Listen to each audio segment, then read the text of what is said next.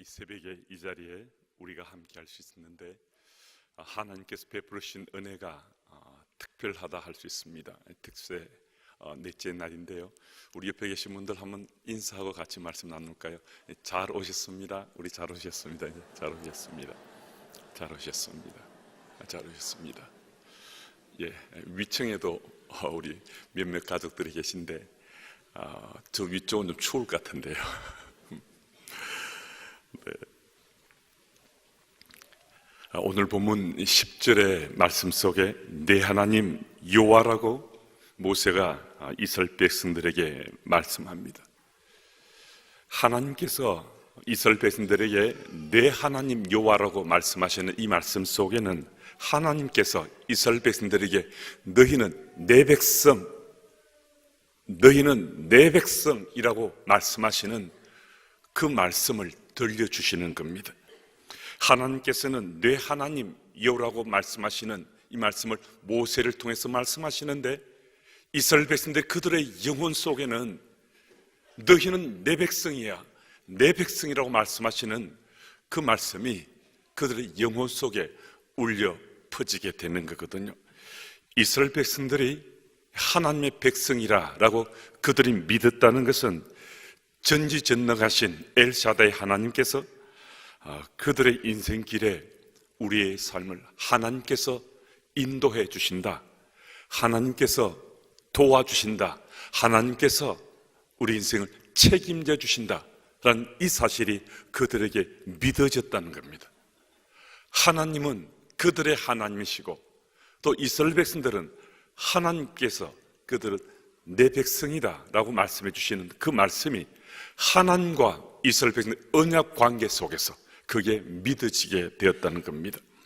오늘 보면 10절 11절 말씀을 먼저 보면요, 이스라엘 백성들은 자신들이 한 것이 전혀 없었음에도 하나님께서 그들에게 성읍과 집과 우물과 포도원과 감람나무를 얻게 하신다라고 말씀하십니다. 그들이 값없이 이 모든 것을 하나님께서 은혜로 베풀으신 그 은혜로 이 모든 것을 얻게 되었다라고 말씀해 주신 겁니다. 여기서 우리가 아주 중요한 포인트 하나를 기억하고 넘어가야 되는데요, 그들이 이 모든 것을 하나님의 은혜로 받을 수 있었다면 그것은 하나님의 약속을 믿었기 때문입니다. 하나님의 약속이 믿어지지 않았다면요, 그들은 가나안 땅에 들어갈 엄두도 내지 못했을 것입니다. 가나안은 그 땅 자체가 하나님의 약속의 땅이었거든요. 하나님께서 약속하신 것을 그들은 믿었기 때문에 가나안으로 향해서 방향을 틀 수 있었고, 가나안에 들어가고자 40여 년을 이 광야에서 헤매고 또 훈련받고 연단받고 하는 그 과정을 거칠 수가 있었습니다.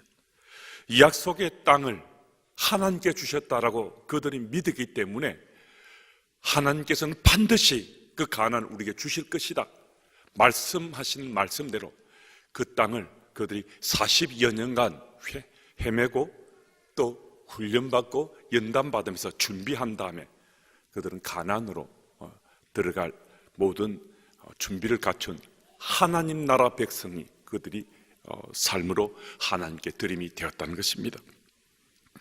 여러분, 우리들이 여호와 하나님을 나의 하나님이라고 내가 믿고 고백하면요, 오늘 이 자리에 함께한 여러분과 제가 여호와 하나님이 나의 하나님처럼 믿어지면 하나님께서 우리에게도 너희는 내 백성, 너희는 내 백성이다라고 주께서 우리에게 말씀해 주시고, 그 말씀이 믿어지면 우리는 하나님의 백성으로, 하나님 나라의 백성으로 우리가 살아갈 수 있습니다.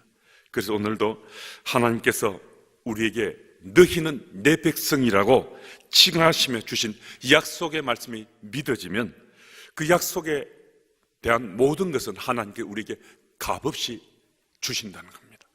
여러분과 제가 하나님과 언약 관계를 어제 우리가 살펴본 것처럼 하나님과 언약 관계가 바르게 맺어 있으면 하나님께서 우리에게 주시고자 약속하신 그 모든 것을 우리는 값없이 주의 은혜로 받고 누릴 수 있다는 것입니다. 그래서 이스라엘 백성들이 오늘 이 본문 속에서 잊지 말아야 될 중대 사건 두 개를 오늘 말씀 속에서 말씀하신 그 중에 한 가지를 말씀하시거든요.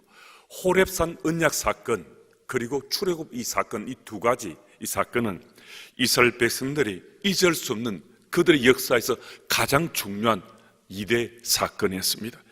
이 두 사건은 이스라엘이라는 나라가 존재케 한 사건이고 여호와 하나님이 이스라엘의 하나님 되심이 가장 명백하게 드러나는 사건이었습니다. 호렙산에서 하나님께서는 그들에게 언약을 주심으로 여호와 하나님이 자신들의 하나님, 그리고 그들은 하나님께서 내 백성이라 말씀해 주시는 그 말씀이 믿어지는 이 언약 관계가 이루어졌거든요. 그리고 이 출애굽 사건을 통해서 하나님께서는 이스라엘이라는 민족 공동체를 세워주시기 때문에 그 두 사건은 그들은 역사가 계속되는 한 그것은 잊혀지거나 지워질 수 없는 사건이었습니다. 그래서 오늘 본문 말씀 속에 보면 신명기 4장 20절, 7장 18, 19절, 8장 14절, 11장 2절에서 7절, 20장 1절, 24장 18절에도 이 사건을 거듭해서 회고하면서 하나님께서 이스라엘 백성들에게 말씀해 주십니다. 무슨 말씀이신가? 이 말씀을 반복해서 계속해서 말씀하시는 까닭은 잊지 말아야 된다는 거예요. 하나님께서 이스라엘 백성들이 베풀어 주신 그 은혜를 잊지 말아야 된다라고 말씀해 주십니다. 여러분, 하나님께서 우리에게 주신 은혜의 사건은 우리가 잊지 말아야 된다는 것입니다. 오늘 이 자리에 함께한 우리들에게도 하나님께서 베풀어 주신 은혜의 사건들이 있기 마련입니다. 오늘 우리 속에 새겨져 있는, 우리가 기억하고 있는 이 은혜의 사건은 잊지 말라고 하나님께서 우리에게 베풀어 주신 것입니다. 여러분, 한 번만 더 생각해 보면요, 오늘 여러분과 제가 이 새벽을 깨우며 이 자리에 함께한 구원받은 그리스도인 되었다는 이 사실만으로 여러분과 저는 정말 잊지 못할 은혜를 입은 자가 되었습니다. 구원받은 우리들이 은혜를 입었다는 것은 우리 인생의 가장 무섭고도 두렵고도 떨리는 두 가지 문제가 해결함을 받았다는 거거든요. 오늘 이 자리에 함께한 여러분과 제가 우리 생에 정말 가장 무섭고 두렵고 떨리는 이 두 가지 문제가 구원받은 그리스도인 됨으로 해결함을 받은 겁니다. 그런 은혜를 입었습니다. 그 한 가지는 죄의 문제입니다. 죄라는 것은 정말 무서운 것입니다. 죄의 확산성이나 팽창성이나 증폭성이나 그리고 죄를 짓게 되면요, 그 죄가 또 다른 죄를 낳게 되거든요. 그래서 이 죄의 문제는 내 속에 있는 것으로는 이것은 해결함을 받을 수가 없습니다. 이 죄는 지워지지 않는다는 거예요.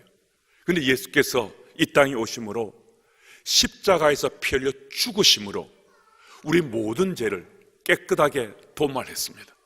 예수께서 십자가에 죽으신 그 사건이 내게 믿어지면 우리는 죄의 문제를 해결함을 받은 겁니다. 어떤 것으로도 죄의 문제가 해결함을 받을 수 없는데 예수께서 나를 위해서 십자가 피 흘려 죽으셨다는 이 사실이 믿어지면 나의 죄를 대속하시고자 주께서 죽으셨으니까 우리 죄의 문제가 해결함을 받은 겁니다. 그런데 또 한 가지, 그 두렵고도 무서운 것 한 가지가 남아있는데 그것은 죽음의 문제입니다. 죽음 이후에 우리의 삶이 어떻게 될지, 우리는 이 땅을 살면서 단 한 사람도 예 없이 죽음이라는 것에 대해서 두렵고 떨리는 마음으로 우리는 살아갑니다. 그런데 예수께서 이 땅에 오셔서 십자가에 피 흘려 죽으시고 죽음을 깨뜨리시고 부활하셨습니다. 부활하신 주님께서는 죽음 이후에 하나님의 나라가, 영원한 나라가 있다는 사실을 우리들에게 믿게 해주셨습니다. 그 사실이 우리에게 믿어지면 부활하신 예수 그리스도를 통해서 죽음 이후의 문제, 그럼 죽더라도 죽음 이후에 영원한 하나님 나라가 있다는 이 사실이 믿어지면 우리에게는 영원한 생명이 있다는 사실이 믿어지는 거거든요.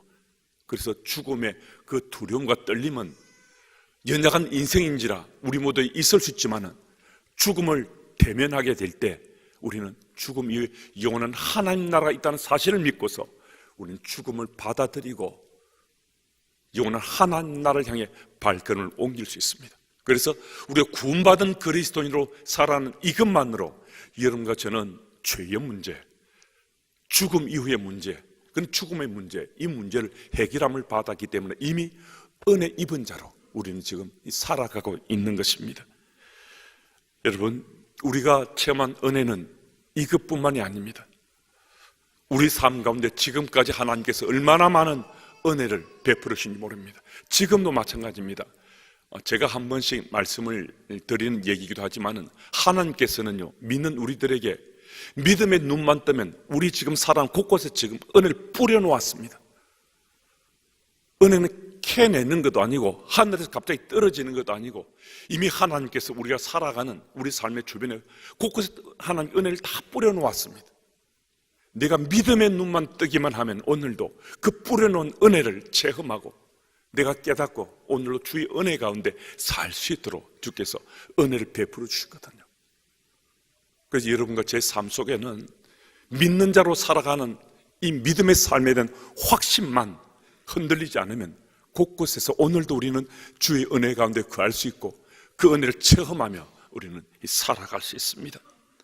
여러분, 그래서 오늘도 여러분과 제 삶 속에 정말 잊지 말아야 될 것, 잊지 말아야 된다고 말씀하시는 이 말씀은 오늘도 주의 은혜가 우리 속에 있어서 하나님께서 약속하신 그 말씀이 우리 속에 오늘도 믿어지면 우리가 밝고 이 땅에 살아온 그 삶이 다 이 땅의 가나안이 될 수 있습니다.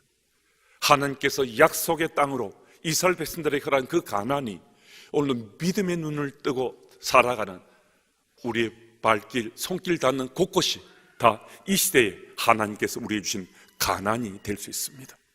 그래서 그 약속의 땅, 그 땅이 이스라엘 백성들에게 믿어진 것은 약속의 신실하신 하나님께서 그 약속을 반드시 이루어 주실 것이다, 이 사실 백성들이 믿었을 때 내 백성 여호와 하나님은 나의 하나님, 이 관계가 온전히 이루어지기 때문입니다.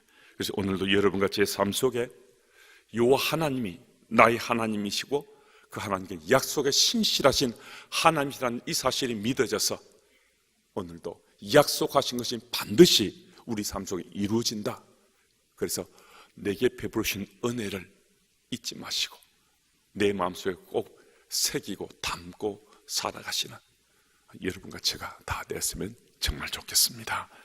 그리고 오늘 보면 15절 말씀을 보면 여호와 하나님이 질투하신 하나님이라고 말씀하시는 거예요. 여러분, 참 이상하시잖아요. 천지를 만드신 하나님, 전지전능하신 엘샤다이 하나님이신데 무슨 하나님께서 질투까지 하시나? 이상하신 하나님처럼 여기잖아요. 그런데 신명기에서 우리가 지금 살펴보는 이 말씀 앞에도 신명기 4장 24절에도 신명기 5장 9절에도 질투하신 하나님이시다, 하나님 질투하신 하나님이시다라고 말씀하시는 거예요. 여러분, 하나님께서는 질투하시는 하나님이시라고 말씀하시는 만큼 하나님은 하나님 되심을 아주 분명히 밝혀주고 있습니다. 여러분, 하나님의 질투는요, 고대 근동 혹은 그리스, 로마 등 그 나라의 신들처럼 인간의 배반이나 성공이나 용명이나 번영 등에 대해서 시기하고 질투하는 그러한 질투가 아니라는 거예요.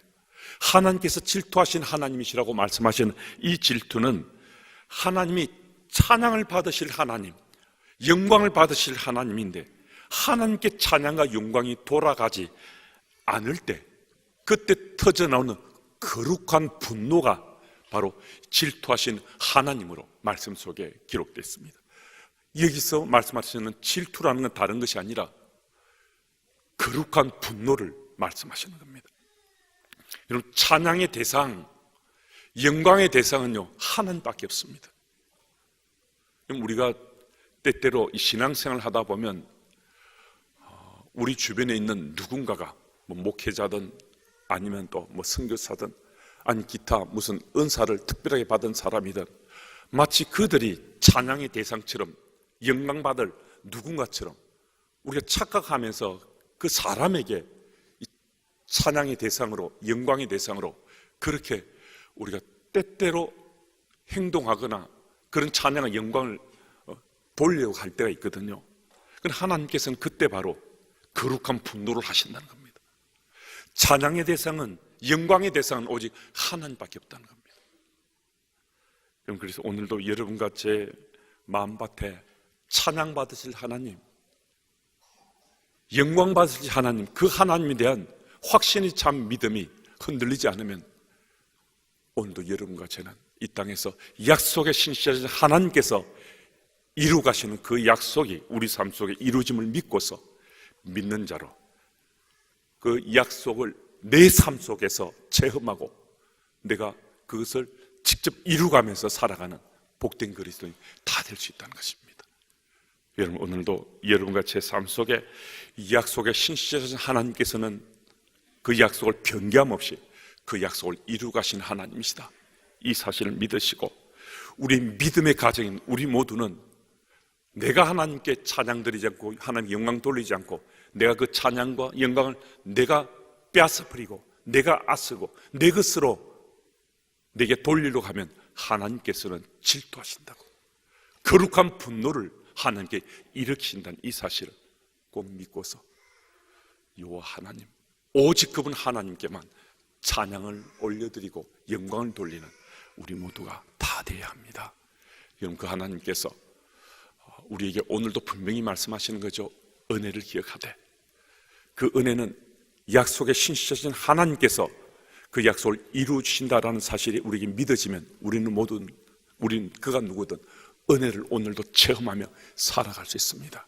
그 하나님이 질투하시면서까지 우리 찬양을 받으시길 원하시고 우리가 돌린 영광을 받으시길 원하신다는 사실을 꼭 기억하시고 우리 가정에서 오직 여호와 하나님께만 찬양을 돌리고 영광을 돌림으로 여호와 하나님이 내 백성이라고, 너희는 내 백성이라고, 내가 너의 인생을 책임지고 너의 삶을 도와주고 인도하고 복되게 할 것이라고 주께서 말씀하신 그 말씀을 우리 마음밭에 이 새벽에 다시 한 번 더 새기시기를 예수님 이름으로 축복합니다.